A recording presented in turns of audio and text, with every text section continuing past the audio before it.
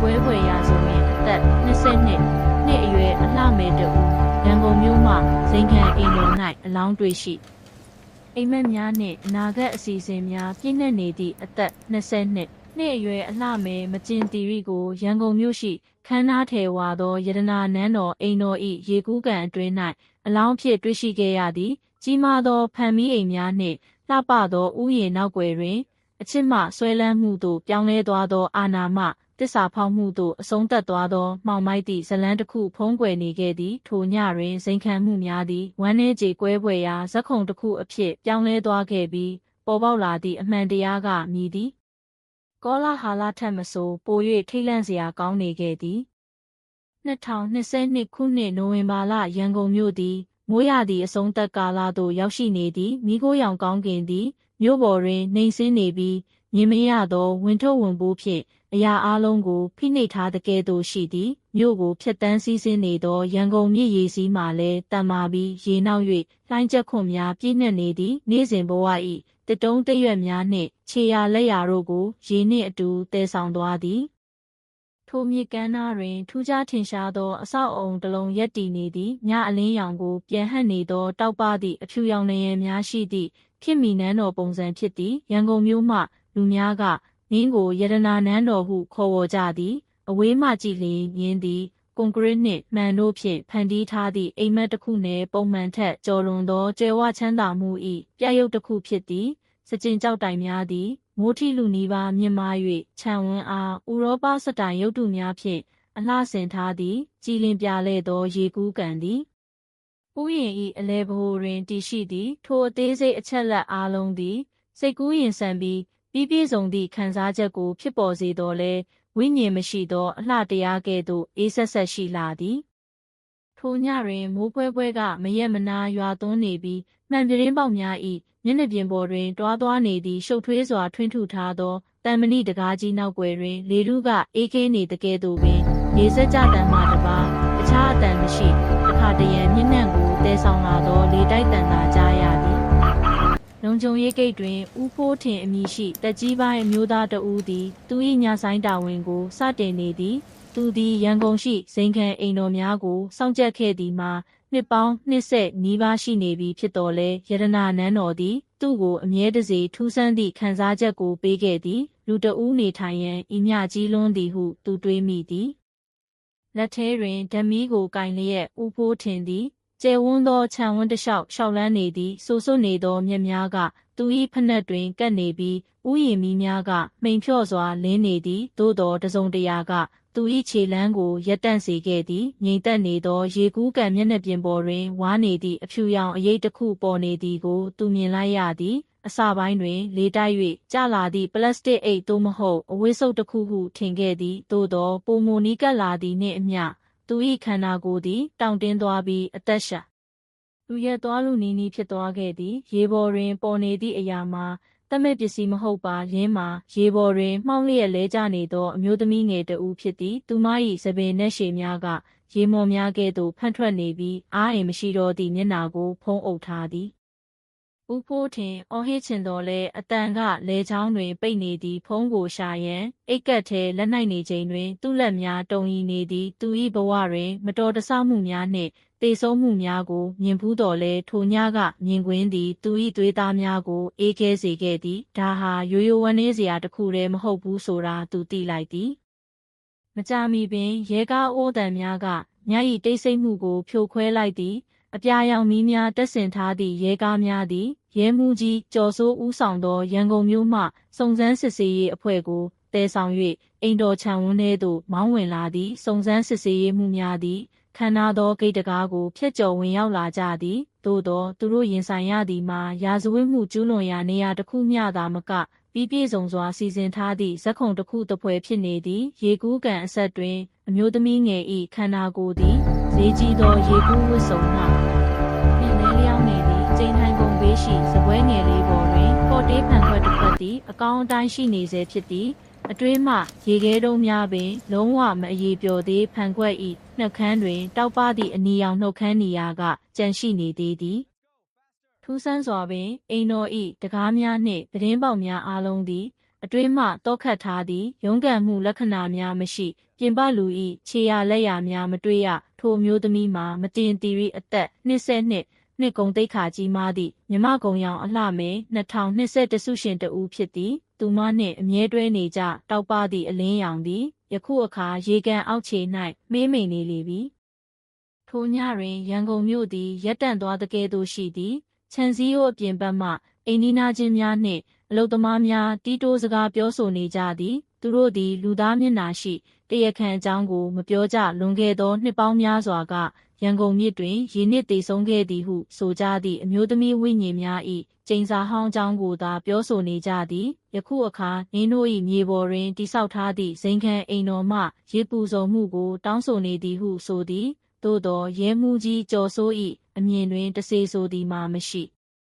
အလောင်းကတဲဆောင်လာသည့်တိတ်ဆိတ်သောဘာသာစကားအချက်လက်နှင့်တက်သေးများသာရှိသည်ထိုညတွင်ရတနာနန်းတော်ဇိမ်ခံမှုနောက်ွယ်၌ဒဏ္ဍာရီဆန်သောကောလာဟာလများထက်ပိုမိုမှောင်မိုက်သည့်အမှန်တရားတစ်ခုဖုံးကွယ်နေသည်ကိုသူသိလိုက်သည်ရန်ကုန်တွင်မိုးဆက်ရွာနေစဉ်မှုခင်းဆေးဘက်ဆိုင်ရာအဖွဲ့သည်ရတနာနန်းတော်ခြံဝန်းထဲသို့ရောက်လာသည်ရေကူးကန်ပတ်လည်တွင်မိမောင်းထိုးဆက်များတက်ဆင်ထားရာခမ်းနားသည့်ခြံဝန်းသည်လျှို့ဝှက်ဆန်းကျယ်သည့်ဇက်ခုံတစ်ခုအဖြစ်ပြောင်းလဲသွားသည်မိုးရေများကစကြင်ကြောက်ရွံ့တုများမှစီးကျနေပြီးဖြစ်ပျက်ခဲ့သည့်အဖြစ်ဆိုးကိုမျက်ဝါးထင်ထင်ကြည့်ရှုနေကြသကဲ့သို့ရှိသည်ရဲမှုကြီးကျော်စိုးသည်ရေကူးကန်အဆက်တွင်မတက်ရက်၍အသေးစိတ်အချက်လက်တိုင်းကိုပြတ်သားသောမျက်နှာဖြင့်အာယုံစိုက်နေသည်သူသည်ကောလာဟာလများသို့မဟုတ်ဒဏ္ဍာရီများကိုအလွယ်တကူလက်ခံသူမဟုတ်ပေထိုညတွင်သူ၏စိတ်ထဲ၌တခုတည်းသောအရာသာရှိသည်ခံတက်ကဲ့သို့တောခတ်ထားသည့်နေရာတွင်အမျိုးသမီးငယ်တစ်ဦးမိတို့အသက်ဆုံးရှုံးသွားရသည်ဗတ်အားလုံးကိုစစ်ဆေးပါအသေးအဖွဲလေးတစ်ခုတောင်မချမ်းပါနဲ့ဟုသူကအဖွဲကိုမိန့်ပေးလိုက်သည်ရဲအရာရှိများချက်ချင်းအလုံးစတင်ကြသည်ကင်မရာများတက်ဆင်၍ထောင်တိုင်းကိုမှတ်တမ်းတင်ထိုင်ကုန်စပွဲမှတန်ပန်းကြံအထိနမူနာများယူကြသည်ရေကူးကန်အဆက်ရှိခြေရာများမှာမပြတ်မစည်းရှိနေစေဖြစ်ပြီးအနှောင့်အယှက်မရှိသည့်လက္ခဏာဖြစ်သည်ထူးဆန်းစွာပင်ပတ်ဝန်းကျင်တစ်ခုလုံးတက်ရက်နေပြီးရုန်းကန်တိုက်ခိုက်မှုမရှိခဲ့သည့်အလားဖြစ်နေသည်ခြံစည်းရိုးအပြင်ဘက်တွင်ဒေသခံလူအုပ်စုပုံမှုများပြားလာသည်ရန်ကုန်မြစ်၏ကျိန်စာအကြောင်းတီးတိုးတန်များလျင်မြန်စွာပြန့်နှံ့နေသည်တချို့ကသတင်းပေါက်ကနေဆိုစွနေသည့်အရေးတစ်ခုဖြတ်သွားသည်ကိုမြင်ဖူးသည်ဟုကျိန်ဆိုကြသည်တချို့ကညဘက်တိတ်ဆိတ်ချိန်တွင်အမျိုးသမီးတဦး၏ရေတံကိုကြားဘူးသည်ဟုဝန်ခံကြသည်ထိုကောလာဟာလကလေထုကိုပို၍တင်းမာစေတော်လဲရဲမှုကြီးကျော်စိုးအတွက်မူနင်းတို့သည်အနှောက်အယှက်များသာဖြစ်သည်ကောလာဟာလတွေပြန့်နှံ့နိုင်တယ်ဒါပေမဲ့အမှန်တရားကတော့ပေါ်လာမှာပဲဟုသူတိုးတိုးလေးရေရွတ်လိုက်သည်လုံခြုံရေးမှုဦးဖိုးထင်သည်ဂိမ်းနားတွင်မျက်နှာဖြူလျှော့လျက်ရက်နေတော်လဲပူပေါင်းဆောင်ရွက်ခဲ့သည်ကျွန်တော်မြင်တာကလွဲလို့တခြားဘာမှမသိပါဘူးဆရာမတင်တီရီရဲ့အလောင်းကရေပေါ်မှာပေါ်နေတာကိုပဲမြင်ရပါတယ်ရဲမှုကြီးကျော်စိုးကခေါင်းညိတ်သည်ဒါဆိုလုံလောက်ပြီးကြံတာကိုတက်သေးတွေကပြောလိမ့်မယ်နာယီနှင်းငယ်အကြာတွင်မချင်းတီရီရုပ်အလောင်းကိုဆေးရုံ၏မှုခင်းဆေးပညာဌာနသို့ပို့ဆောင်ခဲ့သည်ခွဲစိတ်ခံမိများကတောက်ပစွာလင်းနေပြီးအလှမယ်ဘရင်မ၏ဖြူဖြော့နေသောအသားရည်ကိုပြန်ဟပ်နေသည်လူတိုင်း၏မျက်လုံးများသည်ဂယုတစိုက်လှုပ်ဆောင်နေသောမှုခင်းဆရာဝန်ထံရောက်နေသည်ဒီမှာကြည့်ပါဟုဆရာဝန်ကလယ်ပင်ကိုညွှန်ပြသည်ဝါနေသည့်လက်ချောင်းပုံစံညိုမဲရာများရှိနေသည်ဒါရိုးရိုးရည်နစ်သေးဆုံးတာမဟုတ်ဘူးသားကောင်ကိုအရင်လယ်ပင်ညှစ်ပြီးမှရေထဲထည့်ထားတာထိုစကလုံးများကမိုးကြိုးပစ်ချလိုက်တဲ့ကဲ့သို့ဖြစ်ခဲ့သည်စုံစမ်းစစ်ဆေးရေးမှုများတယောက်ကိုတယောက်ကြည့်လိုက်ကြသည်ကောလာဟာလများအားလုံးချက်ချင်းပျောက်ကွယ်သွားသည်ယခုအခါမတင်တီရီသည်အသက်ခံရခြင်းဖြစ်ကြောင်းရှင်းရှင်းလင်းလင်းသိရသည်ရဲမှုကြီးကျော်စိုးသည်သူ၏မှတ်စုစာအုပ်ကိုပိတ်လိုက်သည်ကျွန်တော်တို့လှည့်ဖြားဖို့စ조사နေတဲ့တရားခံတဦးနဲ့ရင်ဆိုင်နေရပြီးသူဟာဒီတေဆုံးမှုကိုမတော်တဆဖြစ်ရလို့ဖြစ်စေခြင်းခဲ့တာဒါပေမဲ့သူမေ့နေတဲ့အချက်ကအလောင်းတွေဟာလိန်ညာပြောဆိုလို့မရဘူးဆိုတာပဲထိုအတော်အတွင်းအိမ်တော်ခြံစည်းရိုးအပြင်ဘက်တွင်ကိုထင်လင်းအမည်ရှိလူငယ်သတင်းစာဆရာတဦးကသူ၏အိတ်ဆောင်စာအုပ်ထဲတွင်လျင်မြန်စွာမှတ်စုမှတ်နေသည်သူသည်အလှမယ်ပြိုင်ပွဲဘိုးလူပွဲရှင်ဘဝကလေးကမတင်တီရီကိုတည်ခဲ့သည်သူမ၏နာမည်ကိုသတင်းများတွင်အသက်ခံရသူအဖြစ်မြင်လိုက်ရသောအခါသူ့ရင်ထဲတွင်နာကျင်ခံစားလိုက်ရသည် ဒါဟာရိုးရိုးအမှုမဟုတ်ဘူးဟုသူကိုတီးတိုးပြောလိုက်သည်သူသည်ကင်မရာသေးသေးလေးကိုမြှောက်၍ဝင်ထွက်နေသောရဲများကိုဓာတ်ပုံရိုက်ကသူ၏မှတ်စုတွင်ပြတ်သားသောစာကြောင်းတစ်ကြောင်းကိုရေးလိုက်သည်အမှန်တရားကိုဖုံးကွယ်ဖို့ကြိုးစားနေတဲ့ကြီးမားတဲ့အာဏာတစ်ခုရှိနေတယ်။ရတနာနန်းတော်သို့ပြန်ရောက်သည့်အခါစုံစမ်းစစ်ဆေးရေးအဖွဲ့သည်ပိုးသားလိုက်ကာများနှင့်ကျယ်ဝန်းသောအိတ်ခမ်းမှသည်စာအုပ်များပြည့်နေသည့်စင်များဈေးကြီးသောပကြီကားများရှိသည့်ရုံးခန်းအထိအခန်းတိုင်းကိုရှင်းလင်းရှာဖွေခဲ့သည့်အရာအားလုံးကလွန်စွာတက်ရက်နေသည်တစုံတစ်ယောက်ကခြေရလက်ရများဖြတ်ရန်ဇက်ခုံပြင်ဆင်ထားတဲ့ကဲ့သို့ရှိသည်မျောလင်းချက်မဲ့လူနီးပါးဖြစ်နေချိန်တွင်စုံစမ်းစစ်ဆေးရေးမှူးတဦးသည်ရေကူးကန်ဘေးရှိကျိန်ထိုင်ကုန်းကိုစစ်ဆေးခဲ့သည်သူသည်နူးညံ့သောခေါင်းအုံးကိုဖိလိုက်ရာအတွင်းတွင်မာကျောသည့်အရာတစ်ခုကိုခန်းစားမိသည်ဖွင့်လိုက်သောအခါတွင်လူအားလုံးတိတ်ဆိတ်သွားသည်ရေလုံးအိတ်ထဲတွင်ထည့်ထားသည့်နောက်ဆုံးပေါ်ဖုန်းတစ်လုံးဖြစ်သည်ရဲမှုကြီးကျော်စိုးသည်စိုက်ပါမှုခင်းအဖွဲ့အားရင်းကိုဖွင့်ခိုင်းရန်ချက်ချင်းအမိန့်ပေးခဲ့သည်ဖုံးမျက်နှာပြင်သည်လျှို့ဝှက်ကုတ်ဖြင့်လော့ကျနေတော်လဲရင်းကိုဖောက်ထွင်းရန်အချိန်နှဲငယ်သာလိုသည်မျက်နှာပြင်လင်းလာသောအခါ message ဓာတ်ပုံနှင့်ဖုန်းခေါ်ဆိုမှုမှတ်တမ်းများကlaptop monitor ကိုပြည့်ရှံစေသည်ထင်ရှားသည့်အဆက်အသွယ်နှစ်ခုရှိသည်ပထမတစ်ခုကအဖေအမည်တက်ထားသည့်နံပါတ်ဖြစ်သည် message များကအေးဆက်၍အမိန့်ပေးသည့်သဘောဆောင်ပြီးမကျင်တီရီ၏အနာဂတ်ကိုစီစဉ်နေတဲ့ကဲ့သို့ဖြစ်သည်တရားတစ်ခုကမင်းအမည်တက်ထားသည့်အဆက်အသွယ်ဖြစ်သည်ရာနှင့်ချီသောစိတ်ခံစားမှုပြင်းထန်သည့် message များအချစ်မနာလိုမှုဒေါသနှင့်ဝါနေသည့်ချင်းချောက်မှုများပင်ပါဝင်သည်ကျော်စိုးသည်ထိုမျက်နှာပြင်ကိုပြတ်သားစွာစိုက်ကြည့်လိုက်သည်ဒါကကျွန်တော်တို့လိုက်ရမယ့်လမ်းကြောင်းတစ်ခုပဲသူမကိုလက်ထပ်ဖို့စ조사နေတဲ့အာဏာရှိသူတဦးနဲ့ဆွဲလန်းမှုအပြည့်ရှိတဲ့ချစ်သူဟောင်းတဦးသူအသက်ရှူသွင်းလိုက်ပြီးမျက်လုံးများအယောင်တောက်လာသည်သူတို့တွေကဘသူပဲဖြစ်ဖြစ်ဒါမှမဟုတ်နှစ်ယောက်စလုံးပဲဖြစ်ဖြစ်ဒီအဖြစ်ဆိုးမှာပါဝင်ပတ်သက်နေတဲ့အပြင်ဘက်တွင်မိုးကမရက်သေးရန်ကုန်မြို့သည်လျှို့ဝှက်ချက်များဖုံးကွယ်ထားတဲ့ကဲ့သို့ရှိသည်ထိုညတွင်ရဲမှုကြီးကျော်စိုးသည်တခုတည်းသောအရာကိုတီးလိုက်သည်အမဲလိုက်မှုကအခုမှစတင်တော်မူနောက်တနေ့မနက်တွင်ရန်ကုန်၌မိုးများဆက်လက်ရွာသွန်းနေသည်နိုင်ငံပိုင်သတင်းစာများသည်မကျင်တီရီမြမကုံရောင်အလှမဲ2021တရကူဆောင်ထားသည့်မျက်နှာပုံကိုပင်မစာမျက်နှာများတွင်ဖော်ပြသည်ဓာတ်ပုံဘေးတွင်ရဲတိတ်အဝါများဖြင့်ရတနာနန်းတော်ပုံရိပ်ကိုထင်ရှားစွာတွေ့ရသည်လူထုကစူပွက်နေသည်အသက်မွေးဝမ်းကြောင်းဘဝအထွတ်ထိပ်သို့ရောက်နေသည့်ငယ်ရွယ်သောအလှမယ်ဘရင်မ၏အသက်ကိုဘသူကရက်ဆက်စွာအဆုံးသတ်ခဲ့ရပါသလဲဟုအားလုံးကမေးခွန်းထုတ်နေကြသည်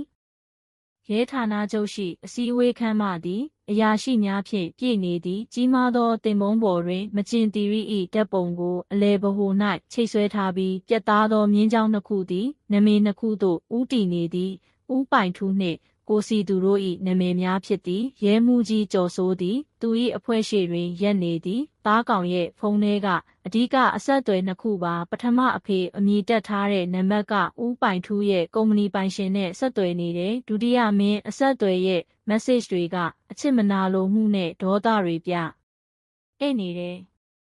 စုံစမ်းစစ်ဆေးရေးမှုတဦးကထပ်ပေါင်းထည့်သည်မင်းနံပါတ်ကတရားဝင်မှတ်ပုံတင်ထားတာမဟုတ်ဘူးဒါပေမဲ့အရသူဟာမြို့လေကဇိမ်ခံတိုက်ခန်းတစ်ခုနဲ့ရွှေမြန်မာလုပ်ငန်းစုရုံးချုပ်မှာမကြာခဏပေါ်လာတယ်ကျော်စိုးသည်နောက်ထပ်နာမည်တစ်ခုကိုရေးလိုက်သည်ကိုစီသူအသက်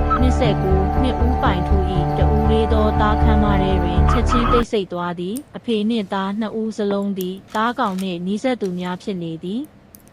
ထိုအတော်တွင်ကော်ဖီဆိုင်ငယ်လေးတစ်ခုတွင်အမျိုးသမီးငယ်တဦးစိုးရိမ်ပူပန်စွာထိုင်နေသည်သူမသည်အလှမယ်ပြိုင်ပွဲလောကတွင်မကျင်တီရီ၏အရင်းနှီးဆုံးတငယ်ချင်းဖြစ်သူမနှင်းပွင့်ဖြစ်သည်သူမ၏လက်ထဲတွင်အဖြစ်ဆိုးမဖြစ်မီနာရီနှဲငယ်အလိုကမကျင်တီရီပေးပို့ခဲ့သောနောက်ဆုံး message တစ်ခုရှိနေသည်နှင်းပွင့်ငါကြောက်တယ်မနှက်ဖြန်ငါပေါ်မလာရင်အားလုံးကိုပြောပြပေးပါထို message ကမနှင်းပွင့်၏နှလုံးသားကိုထိုးဖောက်သည်ထိုညကသူမအပြေမပြန်နိုင်ခဲ့သည့်အတွက်အပြစ်ရှိသလိုခံစားနေရသည်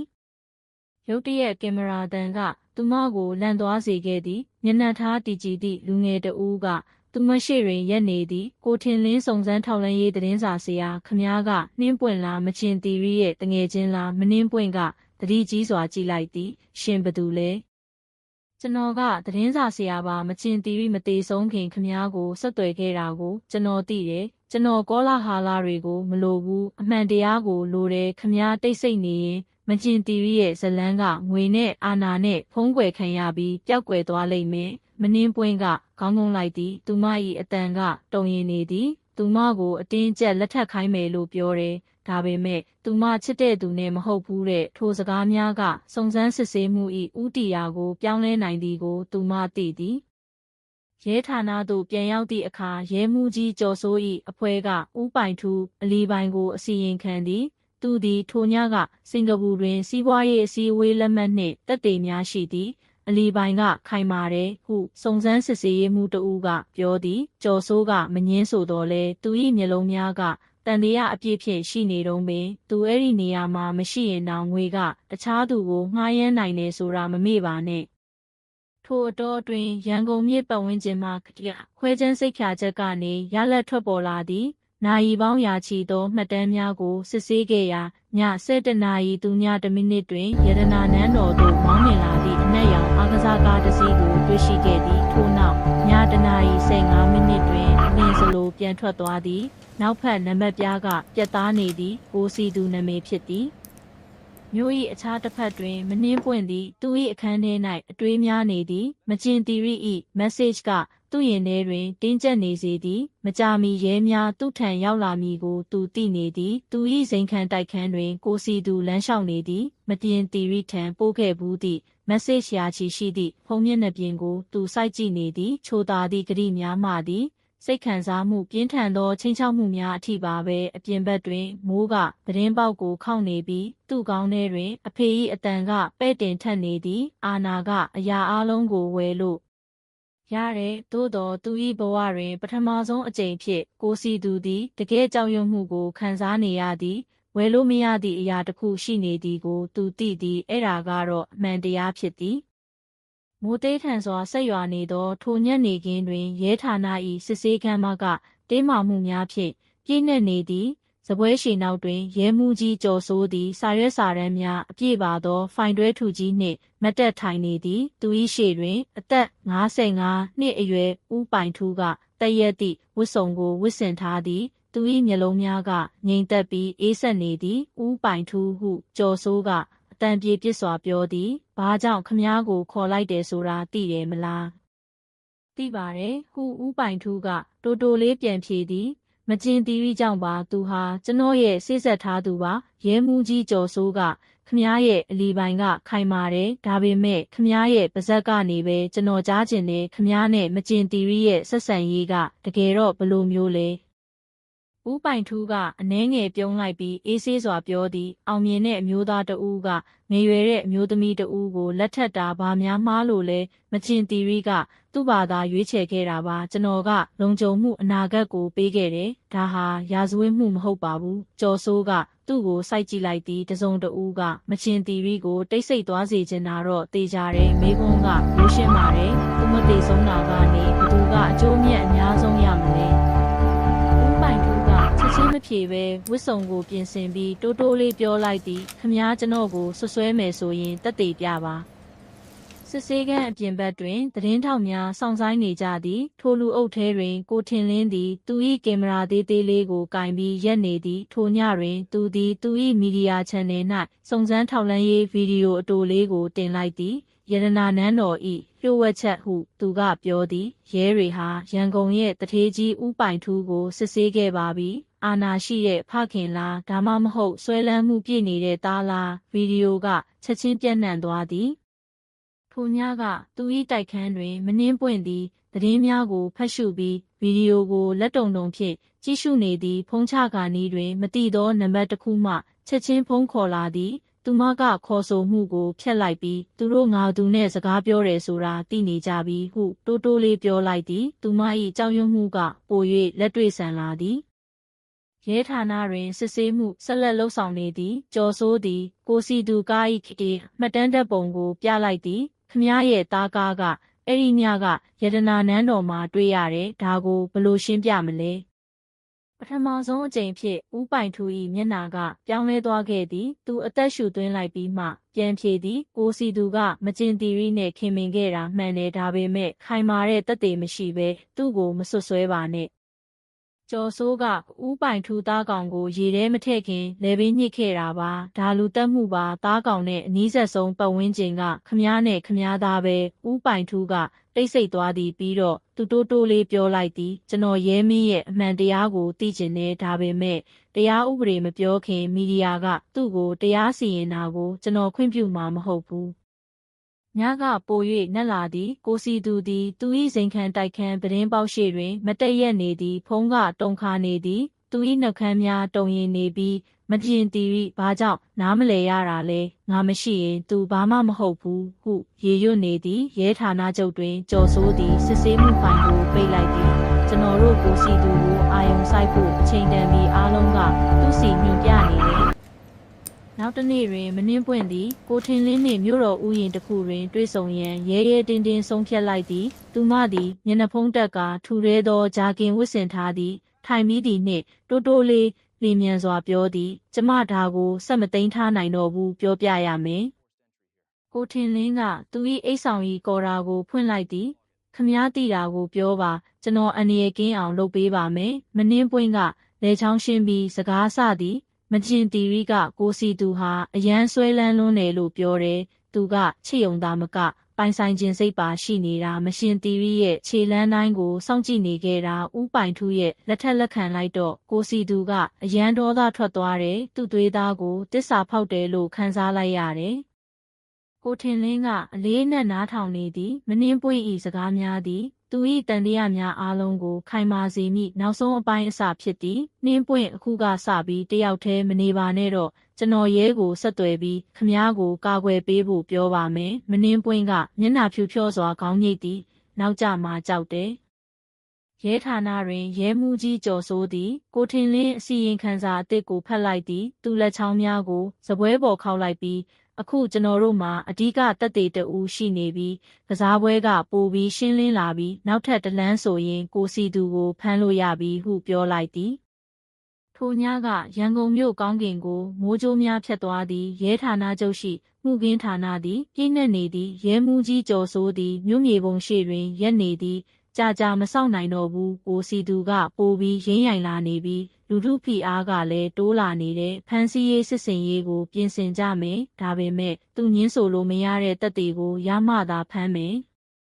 မြို့၏အခြားတစ်ဖက်တွင်ကိုစီသူသည်သူ၏စိန်ခံတိုက်ခန်းတွင်မတီမငြိမ်ရှောက်နေသည့်ဖန်ခွက်များကိုကျမ်းပြင်ပေါ်ရန်ဖန်ရန်ခါပစ်ချသည်စကျင်ကြောက်ကျမ်းပြင်တွင်မှန်စများပြန့်ကျဲနေသည်စပွဲပေါ်တွင်မတင်တီရီ၏ဓာတ်ပုံဟောင်းတစ်ပုံရှိသည်သူလင်းကိုယူ၍ကြာစိုက်ကြည့်တာငါမရှိရင်နဲ့အဲ့ဒီဇက်ခုံပေါ်မှာဘယ်တော့မှရပ်နိုင်မှာမဟုတ်ဘူး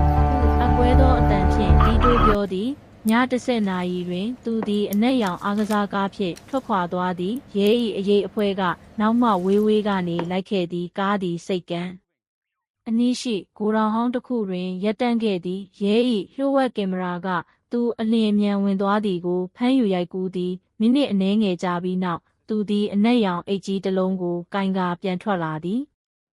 စုံစမ်းစစ်ဆေးရေးမှုတဦးကဂိုဒေါင်ရဲ့ကင်မရာတွေကညနေကလေးကပိတ်ထားတယ်ဟုအစီရင်ခံသည်ကျော်စိုးကခေါင်းညိတ်သည်မဝိုင်းကြနဲ့ဆက်လိုက်သူကငါတို့စီကိုလမ်းပြနေတာ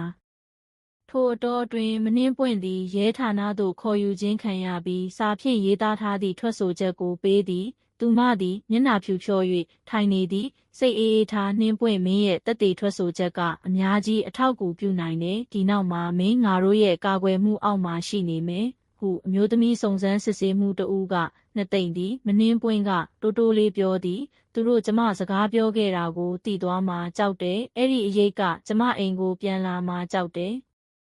ရဲမှုကြီးကျော်စိုးကထိုစကားများကဤလူငယ်လေးဤတတိသည်အဓိကတော့ချက်ဖြစ်သည်ကိုသိလိုက်သည်ကိုထင်လင်းသည်သူ၏ရုံးခန်းတွင်နောက်ဆုံးစုံစမ်းထောက်လှမ်းရေးအစီရင်ခံစာကိုရေးသားနေသည်အတိုးကျုပ်ဆောင်းပါမဟုတ်ပဲမိနစ်30ကြာဗီဒီယိုရှိဖြစ်သည်သူကကင်မရာရှေ့တွင်ပြတ်သားသောအတန်ဖြင့်ပြောသည်ကိုစီသူသည်မကျင်တီရီ၏ခြေလမ်းကိုအမြဲတမ်းလိုက်နေသောအရေးဖြစ်သည်အချစ်ကထိန်းချုပ်မှုအဖြစ်ပြောင်းလဲသွားပြီးထိန်းချုပ်မှုကဆွဲလန်းမှုအဖြစ်ပြောင်းလဲသွားသောအခါကြန့်ရှိနေသည်မှာအနေရသာဖြစ်သည်ဗီဒီယိုသည်ထိုညတွင်ပင်လူထုထံပြန့်နှံ့သွားသည်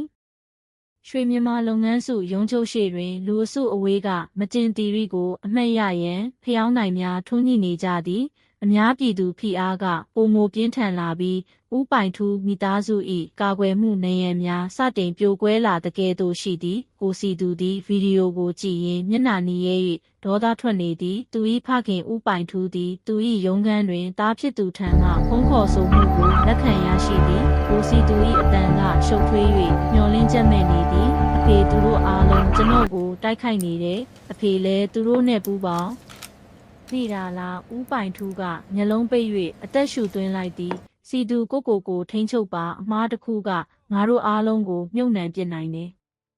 ညသည်ပို၍နက်လာသည်ရဲဌာနတွင်ရဲမှုကြီးကျော်စိုးသည်ဂိုဒေါင်ရှာဖွေမှုမှမှုခင်းဆိုင်ရာအစီရင်ခံစာကိုလက်ခံရရှိသည်လပ်တာပ်ကိုဖွင့်နိုင်ပြီဆိုရင်အပြင်းထန်ဆုံးသက်သေကိုရပြီဟုသူတို့ကဆိုသည်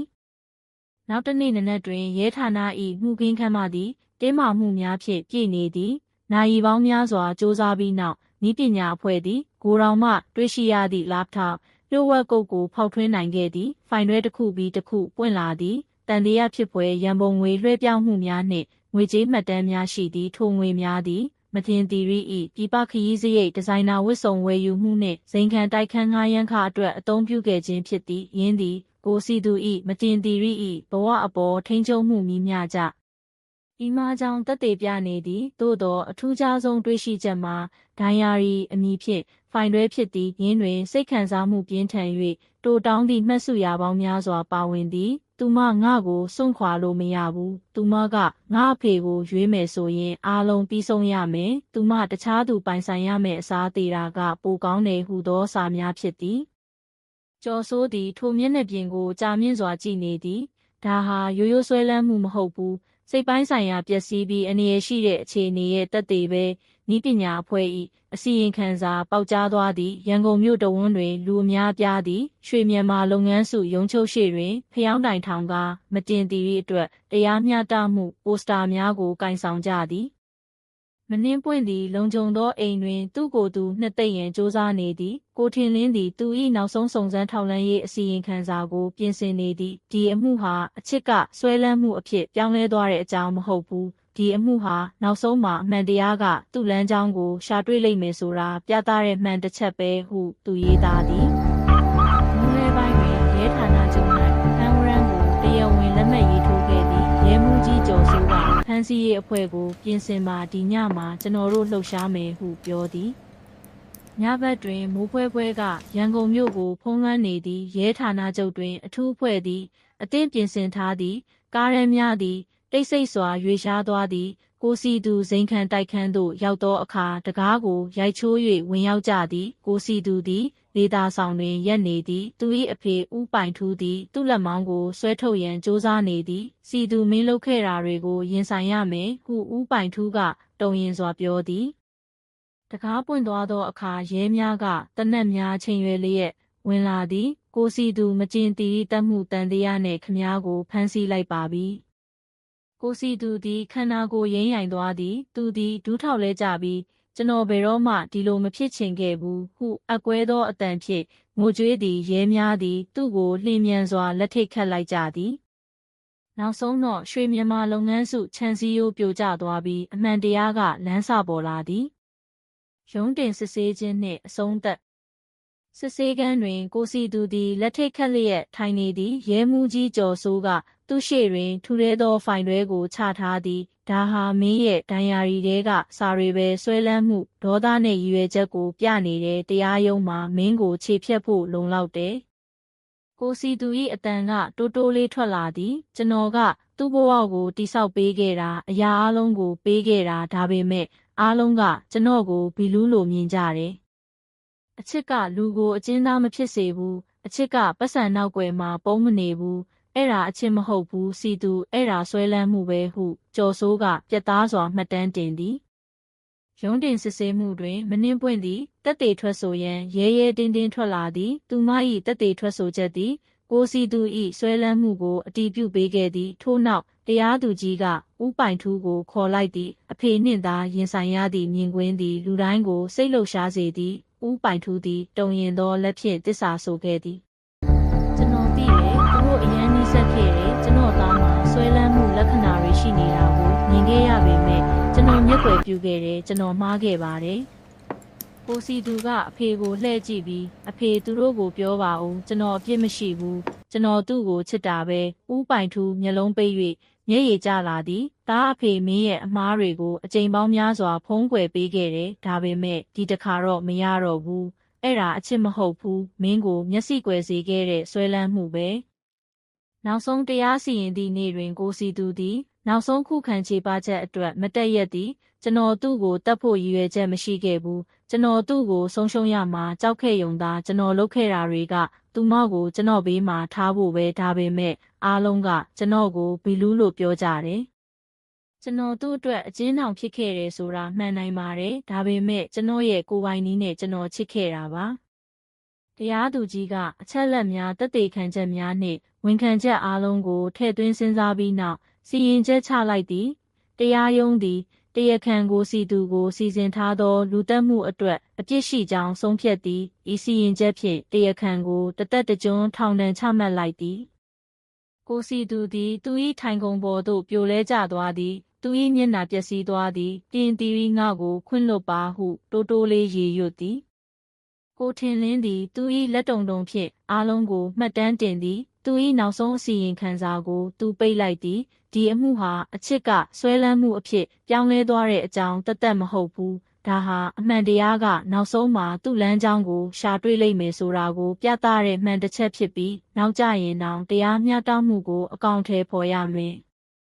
ရန်ကုန်မြို့သည်ထိုညတွင်တိတ်ဆိတ်နေတော်လဲလေးလံသောခံစားချက်ဖြင့်ပြည့်နှက်နေသည်တရားရုံးအပြင်ဘက်တွင်ဖျောင်းနိုင်များဆက်လက်ထွန်းညှိနေစေပင်မနှင်းပွင့်သည်ထိုမီးရောင်များကြားတွင်ရက်နေရင်တင်တီရိနေလွတ်လပ်သွားပြီးအဲ့ဒီနေရာမှာအေးချမ်းစွာအနားယူပါစေဟုရင်ထဲကနေတီးတိုးပြောလိုက်သည်ဤဝမ်းနည်းဖွယ်ဇလန်းမှနေ၍အချစ်သည်လွတ်လပ်မှုနှင့်လေးစားမှုကိုပေးရမည်ဆက်ဆံရေးတစ်ခုက